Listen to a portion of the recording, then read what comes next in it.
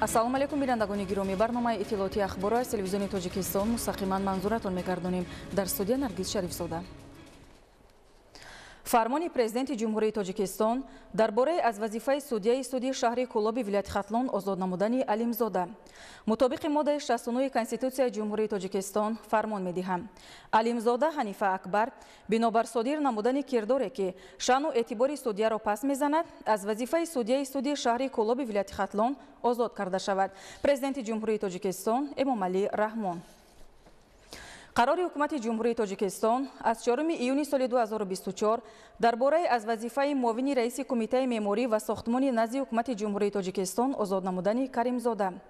ҳукумати ҷумҳурии Тоҷикистон қарор мекунад Каримзода Абдураҳмон Раҳим бинобар вафоташ аз вазифаи муовини раиси кумитаи меъморӣ ва сохтмони назди ҳукумати ҷумҳурии Тоҷикистон озод карда шавад. раиси ҳукумати ҷумҳурии Тоҷикистон Эмомалӣ Раҳмон. барномаи ахбори дума медиҳем. Душанбе шаҳри гулҳо ва намоди зебоиву созандагист. ҳамасола дар шаҳри Душанбе бохҳои фарҳангӣ, фароғатӣ ва гулгаштҳо барои истироҳати сокинону меҳмонон ба истифода дода мешаванд ки ин тадбири ободониву хӯрамгардонӣ қадами устувор дар марҳилаи нави созандагиҳои пойтахт ба ҳисоб меравад. шарҳи бештари мавзӯъ дар гузориши Манучери Сулаймон. давоми 7 соли охир дар 4 ноҳияи пойтахти мамлакат шаҳри Душанбе 5 боғи фарҳангӣ, фароғатӣ, боғи Восе, боғи Алишер Навоӣ, боғи ба номи Аҳмади Дониш, боғи Ҷавонон ва боғи Куруши Кабир бунёд шуда, ҳамчунин 6 боғи мавҷуда, боғҳои ба номи Садриддин Айнӣ, Кӯли Ҷавонон, боғи ба номи Абулқосим Фирдавсӣ, боғи Хаём, боғи Кӯдакон ва боғи Мираненко пурра навсозӣ гардиданд. ҳамаи боғҳо ба талаботи замони муосир мутобиқ гардонида шуда, бо муосиртарин таҷҳизот барои истироҳату фароғати сокинону меҳмонон муҷаҳҳаз шуданд. таи солҳои охир пойтахти мамлакат шаҳри Душанбе дар доираи сиёсати созандаву бунёдкоронаи давлату ҳукумати мамлакат ва иқдомҳои ободгаронаи шаҳрдории Душанбе симои худро комилан дигаргун намуда, дар баробари бунёди иншооти таъиноти гуногуни маданию маишӣ, ҳамзамон ҷиҳати истироҳату фароғати сокинон ва меҳмонони пойтахт боғҳову гулгаштҳо бо тарҳи муосир сохта мавриди баҳрабардорӣ қарор дода шуданд. воқеан шаҳри Душанбе дар даврони соҳиб истиқлолии кишвар ба яке аз шаҳрҳои пешрафта дар тамоми самту соҳаҳои худ ноил гардида истода аст ки ин ҳама пешравиҳо, созандагиҳо, бунёдкориҳо пеш аз ҳама сарчашма мегирад аз таваҷҷӯҳи ҳамешагии президенти мамлакат ва шаҳрдори муҳтарам Рустами Эмомалӣ сарчашма мегиранд. имрӯз мо ҷавонони даврони саодатманди кишвар ҳангоме ки аз боғҳо гашту гузор мекунем ба мо ҷавоно як рӯҳияи нав мебахшад. боғҳои фарҳангию фароғатии пойтахт макони дилписанд барои сайру гашт, истироҳати комил, дидани рангорангии гулҳои шукуфон ва истироҳат дар зери сояи дарахтони нодири ороишӣ маҳсуб меёбад.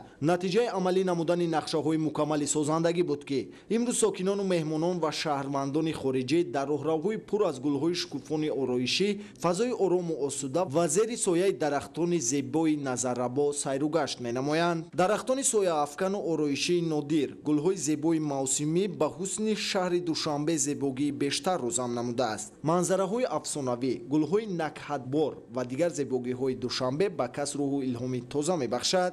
шабона низ барои истироҳату фароғати сокинон дар боғҳои фарҳангӣ, фароғатӣ шароитҳои зарурӣ барои болидарӯҳии сокинону меҳмонон фароҳам оварда шудааст. ҳамаи тадбирҳои амалӣ намудаи ҳукумати ҷумҳурии Тоҷикистон ва роҳбарияти шаҳри Душанбе дар самти фароҳам сохтани зиндагии шоиста барои сокинон натиҷаи назаррасро ба бор оварданд. натиҷа ин аст ки имрӯз ҳамагон дар фазои орому осуда дар гулгашту хиёбонҳои пойтахти мамлакат озодона сайругашт намуда истироҳати худро комил мегардонанд. Манучер Сулаймон, Ҷаҳонгири Самӣ, Мақсади Мақсад, Ахбор. фаровонии бозорҳои мамлакат бо меваю сабзавоти ватанӣ ва таъмини сабати истеъмоли аҳолӣ аз ҳадафҳои муҳими ҳукумати кишвар маҳсуб ёфта, натиҷаҳо дар ин самт сол то сол беҳтар мегарданд. ин аст ки дар 4 фасли сол фаровонии маҳсулот дар бозорҳои истеъмолӣ таъмин буда, сокинон метавонанд анвои гуногунро дастрас намоянд. гузориши Манучер Ализода дар ин хусус. Тоҷикистони соҳиби истиқлол инак 33 сол аст ки марҳила ба марҳила қадамҳои устувори худро дар тамоми самтҳо ҷиҳати зиндагии шоистаи аҳолии мамлакат мегузорад. بعد از تامین و پایداری امنیت و آرامی در مملکت رشد اقتصادیات و تامین اهالی با مواد غذایی موقع خاص دارد. نتیجه هایی که امروز جمهوری تاجیکستان در این سمت به دست آورده است با در نظر داشت وضعیت مرکب اول سالهای 90 که فلج شوی تمام ساحه‌های مملکت دیده میشد میتوان گفت که هر سال در دوران صاحب استقلالی ثمراناک و هدفمندانه سپری شده است. برقراری صلح و آرامی و تمام سمت‌های دیگر دولت و دولتداری این ساختمان خانه استقامتی نیست که در ظرف 1.5-2 سال به انجام رسد. این روند دانش و خردمندی، وطن دوستی اصیل و پیاده نمودن استراتژی‌های دخلدار را طلب می‌کند که نتیجه واقعی مثبت آن را ما امروز می‌بینیم. بالاروی سطح اقتصادیات مملکت و در این زمینه غنی گرداندن بازارها و تامین ثبات استعمالی اهالی از گام‌های استوار و نتیجه‌های مثبت به دست آمده محسوب می‌یابند. یکی از هدف‌های استراتژیک کشور این تامین امنیت عذرخواهی معین کرده است و وابسته به این هدف از طرف حکومت کشور و از طرف مقامات متصدی دوام زیاده از 2 سال اخیر چاره‌های تاثیربخش اندیشیده شدند و نتیجه اون رو ما امروز میتوانیم از وضع بازار استعمالی مشاهده نماییم و ما میبینیم که نورسایی یگان نمود مال محصولات در کشور به نظر نمیرسد، گرچنده نرخ‌های آنها وابسته به موسم و وابسته به وضع اقتصادی جهان و از جمله تاجیکستان تغییر می‌یابند، ولی نورسایی به نظر نمیرسد. نتیجه این وضع معتدل و در مجموع رشد اقتصادی در سطح به حساب میانه 7 تا 8% می باشد. هرچند که جمهوری تاجیکستان مملکت اگراری است ولی تا به دست آمدن استقلالی دولتی میدان‌های باغ و تاگزار به حد امروز موجود نبودند. عادی‌ترین مثال در موسم میوگی تقریبا تا سالهای 2004-2005 چنین میوه‌جات چون گیلاس، انار، سیب، انگور و نامگوی دیگر میوه و سبزیجات در موسم خود اولا که در بازارهای مملکت به طور فراوانی دسترس نبود و بعدا نه همه عائله‌ها مثلا در موسم میوه گیلاس آن را میتوانستند خریداری کنند زیرا کمچین نرخش دسترس نبود. امروز با بنیاد باغ و تاکزار و وسیع شدن زمین‌های کشت، میوه و سبزیجات، پالیزی‌ها، زراعت دانگی در بازارهای مملکت با نرخ‌های دسترس پیشکش اهالی می‌گردد. تا به دست آمدن این نتیجه‌ها انواع گوناگون میوه و سبزیجات با مانند پمیدور و بادرینگ و پیاز و کارتوشکا از دولت‌های خارج وارد می‌شد. امروز با در عمل تطبیق نمودن دستور و سفارش‌های پیشوای ملت محترم امام علی رحمان در سمت کشاورزی و زمینداری و باغداری، کشاورزان مملکت نه تنها بازار استعمالی مملکت را از میوه و سبزیجات وطنی تامین می‌نمایند، بلکه باز به خارج نیز صادرات می‌کنند که این علاقه با بالاروی سطح زندگی مردم مساعدت خواهد کرد. در سال‌های اول به دست آمدن استقلال دولتی یکی از هدف و استراتژی حکومت مملکت در برابر بنیاد صلح و آرامی این تامین بازار داخلی با میوه و سبزیجات وطنی و انواع دیگر محصولات خوراکواری وارد شونده بود. و اینک با گذشت ایام ما می‌بینیم که نتیجه‌ها واضح و مثبتند. شاید برای ایده از جوانان مملکت نتیجه‌های مثبت به دست آمده در این سمت به طور ضروری اهمیت نداشته باشد، ولی جوانان باید یک بار از کلانسالان بپرسند که در آن سالها وابسته به مسئله مذکور وضعیت در مملکت چگونه بود. تاجیکستانی که چنین آب و خاک و زمین دارد آن سالها حتی باغ‌های میوه دهنده چون امروز بنیاد نشده بودند. بعد از دستگیری‌ها و سفارش‌های پیشوای ملت محترم امام علی رحمان چون میدان‌های کشت، پالیزی‌ها، زراعت دانگی، گرمخانه‌ها، باغ‌ها زیاد کرده شدند. امروز ما مردم تاجیکستان در 4 فصل سال انواع گوناگون را میوه و سبزیجات را با نرخ‌های دسترس می‌توانیم خریداری کنیم.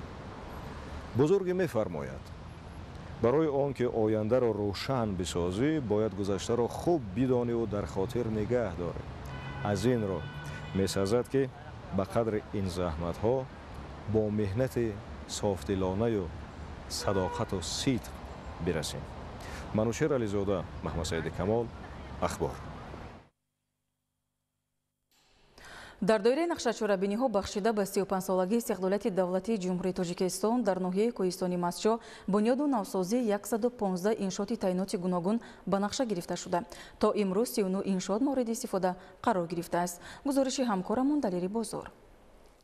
ناحیه کوهستان مسچاک که محض در زمان صاحب استقلالی تأسیس یافته است، امروز هم مثل دیگر گوشه‌های تاجیکستان کارهای سازندگی و بنیادکاری در این ناحیه کوهی و دوردست کشور نیز با مرام جریان داشته. با اندیشیدن تدبیرهای ضروری مرحله به مرحله اینفراستراکچور ساحت در اینجا مکمل گردانیده می شود. خصوصا در دایره نقشه چهاربینی‌ها بخشیده به 35 سالگی استقلالیت دولتی در ناحیه کوهستان مسچاک که در آن 27000 اهالی استقامت می‌کنند، بنیاد و نوسازی 115 انشاءات تعیینات گوناگون به نقشه گرفته شده. تا امروز 39 تا آن ساخته به استفاده داده شده است و در 11 انشاءات دیگر کارهای ساختمانی با مرام رفته ایستاده است. خصوصا ساختمان مؤسسه تعلیمی در مرکز ناحیه در حال انجامیابی است. مؤسسه مذکور از 2 آشانه عبارت بوده، با طرح و نمای زمانوی و با تمام شرایط لازمی خانه ساخته می شود. بعد به استفاده دادن مؤسسه مذکور در آن زیاده از 420 خواننده در یک بس به تحصیل فرا گرفته می شوند. در دهه آبادان ناحیه باشد کارهای ساختمانی در مؤسسه تا مکتبی رفته ایستاده است. این مؤسسه از 2 آشانه و تخانه عبارت بوده. برای به تربیت فرا گرفتن 100 کودک پیش بینی گردیده. امروز کارهای خشنی در آشانه دوم آن رفته ایستاده است. موافق دستور سفارش‌های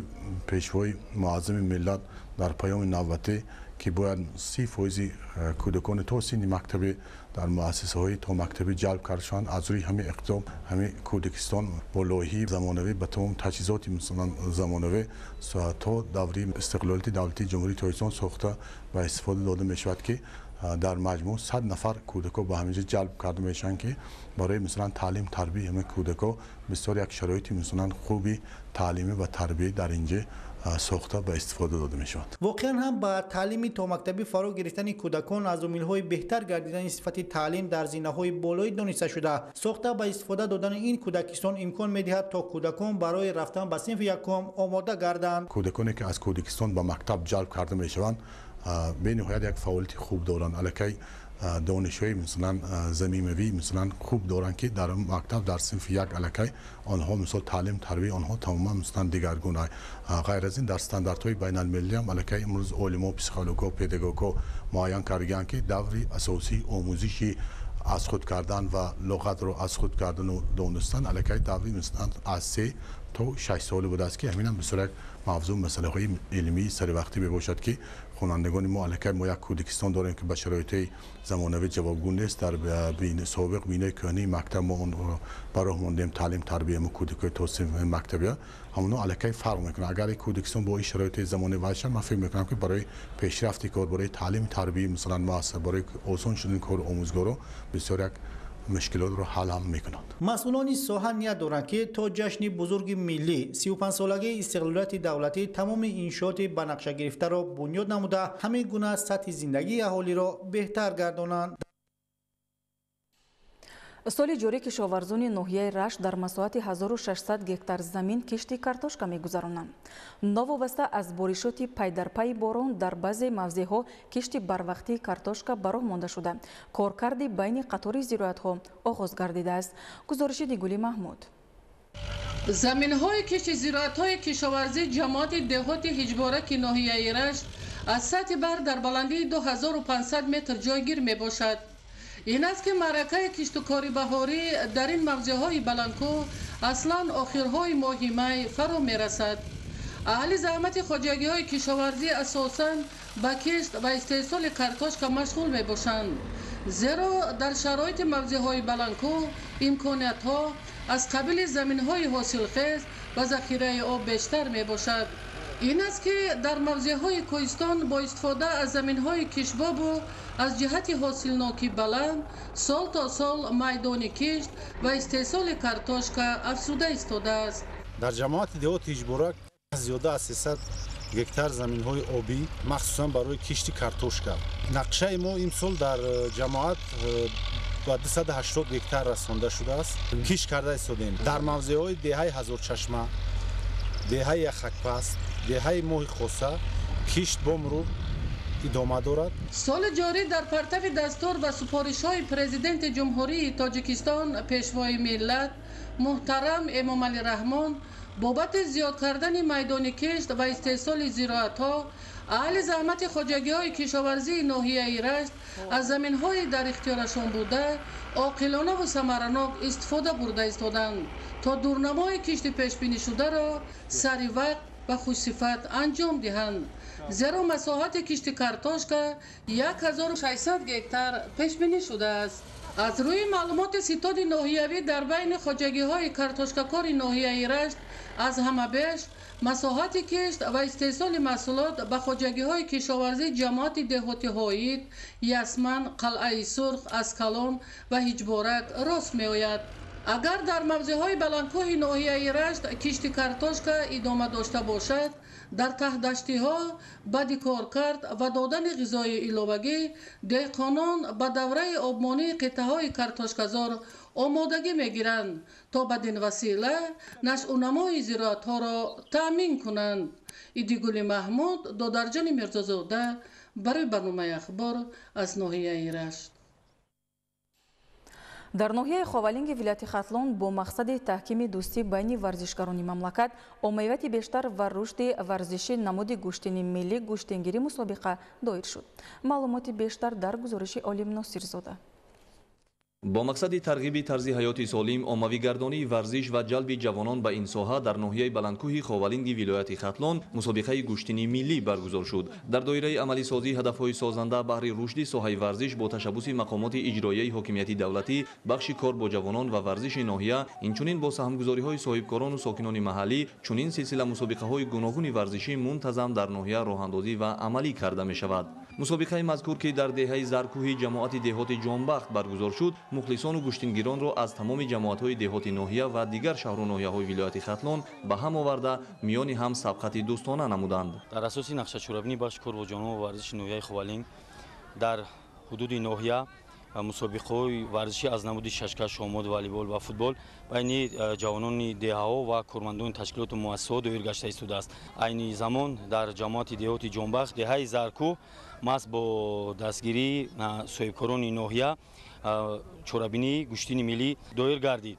در چورابینی مذکور پهلوانان از شهر ناحیه ولایت خاتلون حضور دارند که غالیبان چورابینی امروزه با تحفه‌های خاطره‌ای قدردانی گشته ایستادند. بخش کار با جوانان ورزش ناحیه خاولینگ باز تصمیم دارد که طبق نقشه چورابینی‌ها پیوسته مسابقه‌های ورزشی رو و چورابینی فرهنگی رو در بین جامعه دایر نماید و ما با همین اصول ما می‌توانیم که جوانان خود رو جلب نماییم به همین کارهای سازندگی، آبادکاری و این چنین سهم گذاشتن در رشد ورزش در ناحیه. در زمان صاحب استقلالی مملکت زیر هدایت و دستگیری‌های همیشگی ورزش پرورانه پیشوای ملت محترم امام علی رحمان، نمودهای بازی‌های ملی ورزشی بخصوص گوشتنی ملی از نو احیا شده در حال رشدیابی قرار دارند. یکی از مهمترین واسطه استوارگردانی پایه‌های دولتداری ملی احیا، رشد و احترام و ارزش‌گذاری به بازی‌های ملی ورزشی میباشد. زیرا نمودهای ملی ورزشی همچون نشان صاحب فرهنگی برای ملت تاجیک رمز متانت، جسوری، توانایی و دلیری و شجاعت میباشند که به تبلیغ ارزش‌های والای ملی و تأمین سالمی جامعه روانه کرده شدند. امروز در ناحیه خاولینگ برای رشد ساحه ورزش به خصوص دایر به تمرین و آماده سازی ورزشکاران از روی نمود گوشتنی ملی امکانیت‌های ضروری فراهم آورده شده است. اشتراک فعالانه پهلوانان از شهر و ناحیه‌های گوناگون مملکت در این مسابقه نشانی واضح جلب توجه جوانان به ورزش میباشد. جوانان کشور چون نسل آینده ساز با استفاده از امکانات فراهم آورده شده و با استعداد و مهارت بلند ورزشی خود در مسابقه‌های سطح جهانی نیز شرکت ورزیده جهت معرفی کشور در عرصه بین‌المللی سهم ارزشمند دارند. جریان مسابقه مذکور از جانب داوران با تجربه نظارت شده، غالبان با تحفه‌های خاطروی و مکافات‌های پولی ارزشمند قدرشناسی گردیدند. عالم ناصرزاده، عالم میرزا، خورشید نادرخان، ناحیه خاولینگ، اخبار. بینندگان گرامی، در همین جا برنامه اطلاعاتی اخبار به انجام میرسد. خیر، سلامت باشید.